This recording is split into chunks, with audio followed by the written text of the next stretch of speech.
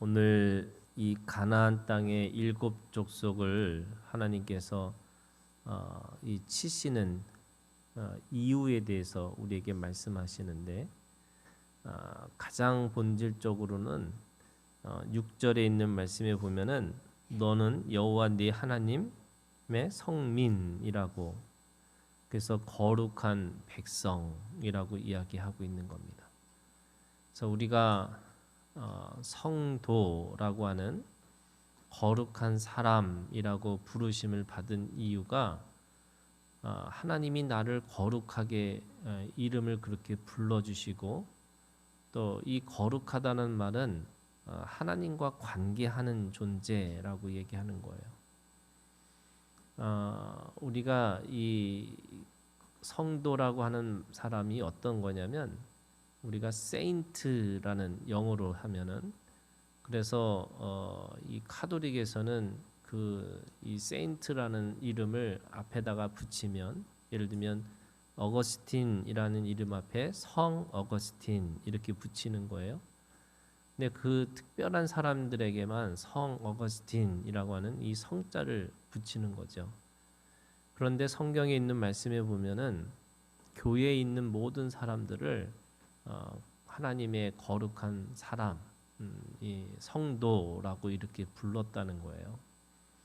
그러면 예를 들면 고린도 교회, 또 뭐 에베소 교회, 갈라디아 교회, 뭐 이런 사람들에게 그들을 향해서 하나님의 거룩한 백성 또는 거룩한 사람, 그런 성도라고 불렀던 것이, 그들의 삶이 과연 그렇게 거룩한 삶으로 살았던 것일까라고 생각해 보면 그렇지도 않아요. 그러니까 초대교회가 늘 하나님 앞에서 늘 깨끗하고 온전하고 이러지 않았다는 거예요. 왜? 그들 교회에서도 늘 문제가 있었어요. 특별히 고린도 교회는 굉장한 은사가 있었지만, 그 교회 안에서도 이 아볼로파가 있었고, 또 바울파가 있었고, 또 뭐 예수파가 있었고, 뭐 파들이 또 있었던 거예요. 그리고 그 안에서도 도덕적이고 윤리적으로 사람들이 가지고 있는 문제들이 있었다는 거예요. 그럼에도 불구하고 바울이 편지를 쓸 때마다 그들을 향해서 거룩한 사람, 성도 이렇게 이야기를 하고, 그 교회를 향해서 하나님의 교회 이렇게 불렀어요. 그거는 그들이 어떤 행위를 통해서 된 것이 아니라, 이 하나님과의 관계 안에서 하나님을 늘 관계하는 존재로서 그들을 불렀다는 거예요. 그러니까 지금 6절에 있는 이 말씀도 하나님의 백성, 이스라엘 백성들이 완벽하기 때문에 그들을 그렇게 거룩한 백성이라고 부른 게 아니고, 그들을 존재로 그렇게 부르신 거예요. 하나님은 그 이스라엘 백성들을 성민이라고, 하나님의 거룩한 백성이라고 이렇게 불렀다는 겁니다. 그러면서 그들에게 그 가나안 땅에 들어가서 그들이 해야 될 일들에 대한 이야기를 하시면서, 오늘 7장 1절에 있는 말씀에 이 가나안 땅의 일곱 족속에 대한 이야기를 하세요. 이 일곱 족속을 가나안 땅에 들어가서, 아브라함 때 하나님이 그 원래 가나안 땅을 하나님이 약속의 땅으로 주신 건데, 그 창세기에 있는 말씀에 보면 그들의 죄가 관영치 않았다 이렇게 얘기를 하세요. 그래서 나중에 430년 후에 이스라엘 백성들이 애굽에서 나오면서 가나안 땅으로 들어가면서, 그들이 그 땅을 차지할 때 어떻게 하느냐, 일곱 족속의 이 죄에 대해서 이스라엘 백성들이 하나님의 도구가 돼 가지고 그 땅을 거룩한 땅으로 만들라 이렇게 얘기하세요. 그러니까 그 땅에 있는 일곱 족속을 다 내쫓으라 이렇게 얘기하는 거죠.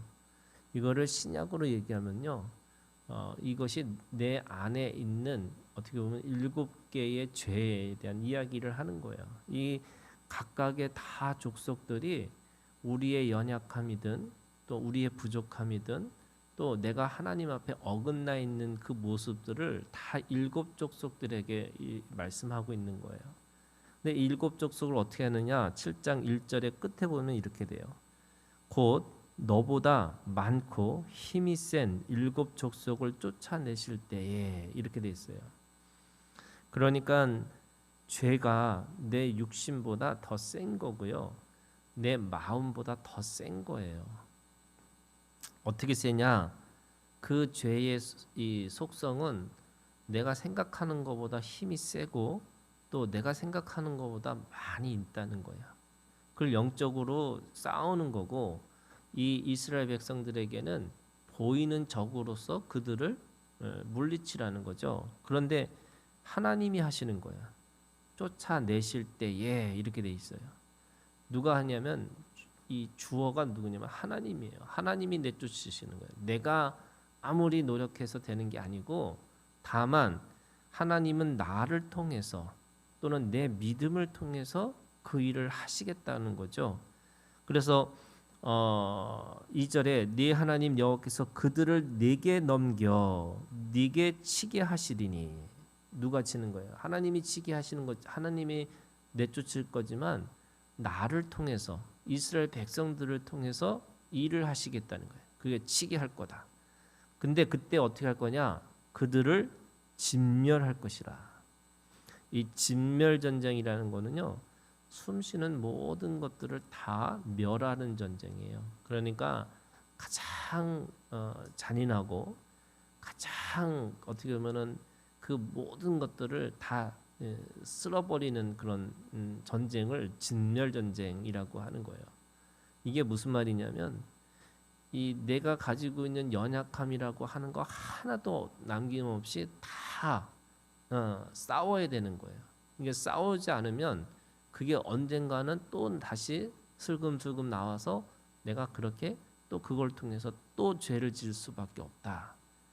근데 이게 뭔가 이렇게 전쟁을 해서 계속 싸워서 이걸 하다 보니까 안 되니까 나중에 이 신약을 이거를 뭐라고 얘기하시냐면 네가 죽어야 된다는 거예요. 네가 완전히 죽어야지. 그래서 하나님이 일하시는 거를 그 일하시게끔 하셔야지만 우리는 그 전쟁에서 이길 수 있는 존재가 된다. 이렇게 말씀하시는 거예요. 안 그러면 어떻게 하냐면 오라 공고한 자다. 이렇게 얘기해요.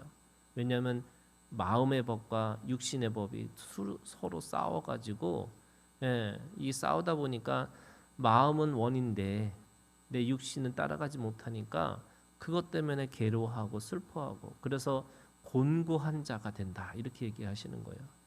그러니까 이 우리가 완전히 내가 하나님 앞에 죽어서 내가 정말 하나님이 하셔야 됩니다. 이거는 내가 도저히 할 수 없는 일입니다라고 하는 그 순간까지는 우리는 계속해서 뭐 하느냐? 계속 이 싸움을 해야 되는 거죠. 이 진멸 전쟁을 해야 되는 거예요. 그래서 그 진멸 전쟁을 하지 않는 게 어떤 거냐면 오늘 이렇게 얘기하고 있어요. 2절에 보면 이렇게 됩니다.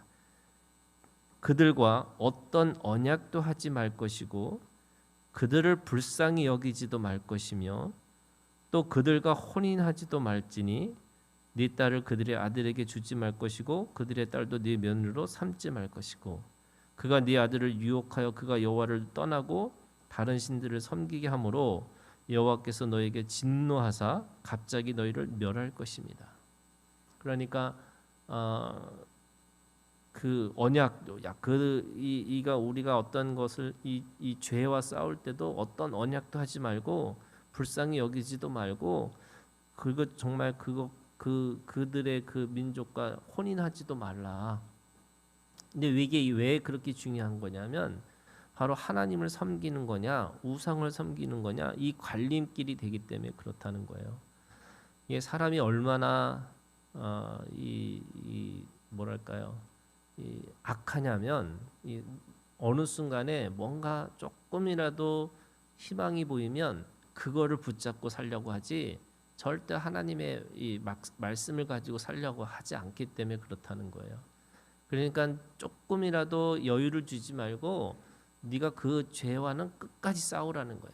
근데 끝까지 싸우는 거는 누가예요? 예수님이 하시는 거. 우리 입장에서는 거예요. 이게 지금 구약에 있는 말씀이지만 오늘 신학으로 얘기하면은 하나님이 싸우시는 거고 예수 그리스도가 우리는 그 예수 그리스도를 바라보고 그분한테 100% 전적으로 신뢰를 드리는 거예요. 그게 우리가 영적 전쟁이잖아요. 그러니까 5절에 있는 말씀에 보니까 오직 너희가 그들에게 행할 것은 이러하니 그들의 제단을 헐며 주상을 깨트리며 아세라 목상을 찍으며 조각한 우상들을 불사를 것이다. 이게 이 여섯 일곱 족속에 이 가지고 있는 이 속성이라는 게 결국에는 신의 전쟁이에요. 그러니까 어떤 신을 얘기하냐면 제가 늘 하는 얘기지만 나신교예요. 내가 신이고요. 나머지는 어떻게 보면은 그냥 그 나타나는 현상일 뿐이지 결국 내가 만들고 지금 우상은 누가 만드냐면 내가 만드는 거예요. 내가 만들고 그래서 이 사람들에게 생각하는 어떤 모양을 만들어 줘야 되고 그 모양을 따라서 내가 뭔가를 계속 추구하게 사는 거예요. 근데 그거 하지 말라는 거예요. 그거 네가 너가 신이 되지 말고 약속의 하나님, 보이지 않는 하나님, 또 영과 진리이신 그 하나님을 따라서 살아야 되는데 그걸 따라서 산다는 게 뭐냐? 6절부터 11절까지 세 가지를 얘기하세요.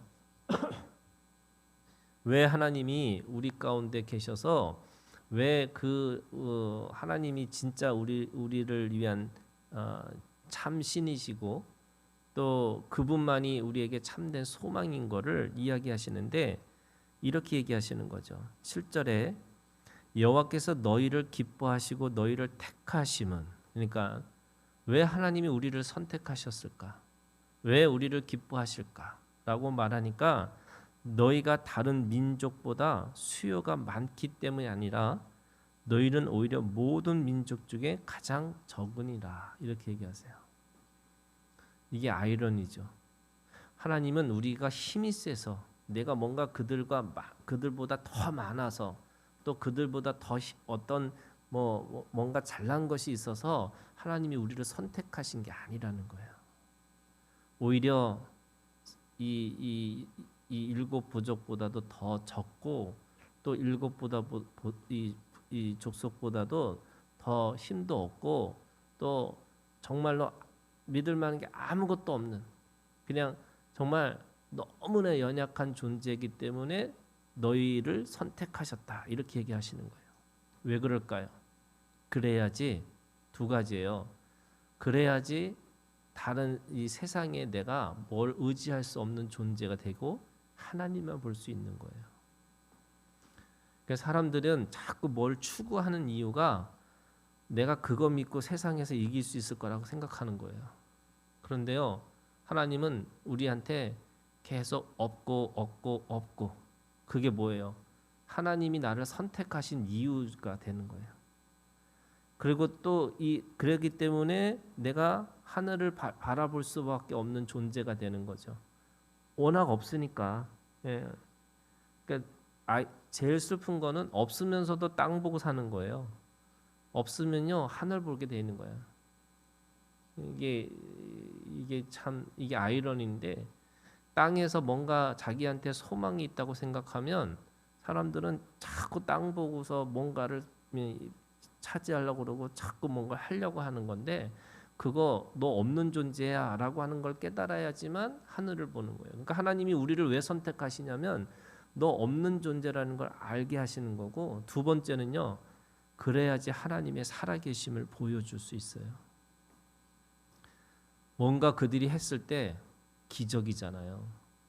어떻게 지금 7대 1로 싸우는 거잖아요. 더구나 그들은 많고 그들이 가지고 있는 이 힘이라는 거가 힘이 세다는 거예요. 그들은 7족속이고요. 그 다음에 이 이스라엘 백성들보다 숫자도 더 많고요. 더 힘이 세고요. 또 세상으로 생각하면 그들이 이기는 게 당연한 거예요. 그런데 하나님이 이스라엘 백성들 가장 적고 아무것도 없는 그 족속들을 하나님이 들어서 모든 사람들에게 하나님의 살아계심을 그들을 통해 이 이스라엘 백성들을 통해서 드러내게 하신다는 거예요. 그래야지 하나님 살아계시는 거구나. 어떻게 7대1로 싸우는데 저렇게 이길 수 있을까? 어떻게 숫자로 게임이 안 되는데 저들이 저거를 이길 수 있을까라고 보여주신다는 거예요. 그러니까 하나님이 왜 이스라엘을 선택하셨냐? 네가 적기 때문에 그렇다는 거예요. 근데 어떻게 적어요? 가장 적으니라. 가장 적다는 거예요. 무슨 말이냐면 없어도 너무 없는 이스라엘 백성들을 하나님은 선택하신 거예요. 그래서 그들에게 하늘을 보게 하시고 그들에게 하나님의 살아계심을 그들을 통해서 일어날 때 능력을 보여주신다. 이렇게 말씀하시는 거예요. 두 번째, 하나님이 그들을 선택하신 이유가요. 여호와께서 다만 너희를 사랑하심으로 말미암아. 하나님의 사랑인 거예요. 이걸 뭐라 그러냐면 하나님의 은혜로 되어진 거죠. 이스라엘 백성들이 왜 사람들이 우월할 수가 없냐? 내가 사람들한테 야, 내가 대단한 민족이야라고 말할 수 없는 이유가 하나님이 그들을 긍휼히 여기셔서 그들을 은혜로 선택하신 거지. 그들을 그냥 뭔가 하나님이 보시기에 아름답고 뭔가 이렇게 해서 선택한 게 아니라는 거예요. 그러니까 그냥 하나님의 은혜로 그들이 선택받은 거지. 절대로 그들을 하나님이 보시기에 사랑할 만한 것이 흠모할 만한 것이 아무것도 없는 거예요. 그럼에도 불구하고 하나님은 그들을 사랑하기로 결정하셨어요. 이걸 작정하셨다는 거예요. 하나님이 그들을 사랑하기로 작정하셨어요. 그러니까 세 번째, 작정하셨으니까 어떻게 했냐? 사랑의 최고의 표현이 뭐냐면 또는 너희의 조상들에게 하신 맹세를 지키려 하심으로. 세 번째가 뭐냐면 그래서 그들에게 하나님이 약속을 주셨다는 거예요. 약속, 최고의 약속이 뭐예요? 성민이잖아요. 거룩한 백성으로 내가 너희를 삼을 거고 그리고 내가 너희에게 지시한 땅 가나안 땅을 줄 것이고 그 가나안 땅에 살면서 너에게 그 천대까지 복을 주실 거고 또 그 천대까지 주시는 이 복이 어디까지 가냐? 영원한, 이 천대라는 게 영원성이에요. 그러니까 하나님 앞에 영원한 복을 누리고 살아갈 수 있는 하나님의 사람으로 내가 너를 선택했다는 거예요. 그게 약속이에요. 그래서 세 가지, 가장 적기 때문에 또 하나님이 그들을 긍휼히 여기셨기 때문에 그리고 하나님이 긍휼히 여기시고 그렇게 선택하신 이유로 하나님이 그들에게 약속을 주셨어요. 이거를 갈라디아서에 있는 말씀은 뭐라고 그랬냐면 모든 믿는 자들은 육신을 따라 낳은 자가 아니라 약속을 따라 낳은 자가 됐다는 거예요. 그럼 우리도 여러분 약속을 따라 낳은 자예요. 내가 하나님 앞에 누구누구의 아들, 누구누구의 딸이 아니고 우리는 그 말씀을 따라서 낳은 자예요. 그래서 내가 하나님 앞에 육신의 사람이 아니고 하늘의 사람이고 하나님의 자녀가 됐다고 말씀하시는 거예요. 그렇게 되면 하나님께서 얘기하시는 거죠. 내가 너희가 그렇기 때문에 이 가장 적고 사랑하고 약속회를 줬기 때문에 애굽 왕 바로의 손에서도 속량하셨고 또 그 안에서도 내가 너를 계속 사랑하고 있기 때문에 끊임없이 너에게 하나님의 은혜를 베풀 것이다. 그래서 그 은혜를 믿는 어떻게 하면 이 세 가지를 믿는 거예요. 첫 번째는 내 힘으로 되지 않는 거다. 그죠? 구원은 내 힘으로 되는 게 아니잖아요. 절대로 내가 흠모할 만한 것이 없음에도 불구하고 하나님이 나를 먼저 사랑하셨고 나를 선택하셨어요. 그리고 그러면서 나에게 약속을 주셨어요. 이거 믿고 살아가는 사람들, 그거를 11절은 뭐라고 얘기하냐면 네게 명하는 명령과 규례와 법도를 지키는 거예요. 이거 믿고 사는 거예요. 이게 다 뭐냐면 다 하나님이 너 사랑할 거고 내가 너를 지키고 너 내 말을 잘 들으면 하나님께서 주시는 생명이 있는데 천대까지 갈 거고 만약에 그거 따르지 않으면 네가 멸할 수밖에 없다. 그것도 뭐라고 그러냐면 4절 끝에 보면 이렇게 돼 있어요. 갑자기 너희를 멸할 것임이라. 이렇게 돼요. 갑자기. 그러니까 어느 순간에 내가 하나님을 떠나는 순간에 내 연약함이 오히려 죽는 것이 되고 하나님의 은혜가 없어지는 순간에 내가 모든 세상의 논리에 노출될 수밖에 없고 또 약속을 따라 나은 자라고 그 약속을 버리면 육신을 따라서 살아가는 사람일 수밖에 없으니까 그 육신은 썩고 쇠하고 없어지기 때문에 우리가 그렇게 어느 순간에 멸할 수밖에 없는 거예요. 근데 하나님의 말씀을 따라서 살면 네가 하나님이 영원한 생명을 우리에게 허락해 주시고 그 영원한 생명을 살아가는 오늘 우리가 될 수 있다고 말씀하고 계세요. 오늘 이 믿음을 가지고 오늘도 주님 앞에 승리하는 우리가 되기를 주님의 이름으로 축원합니다.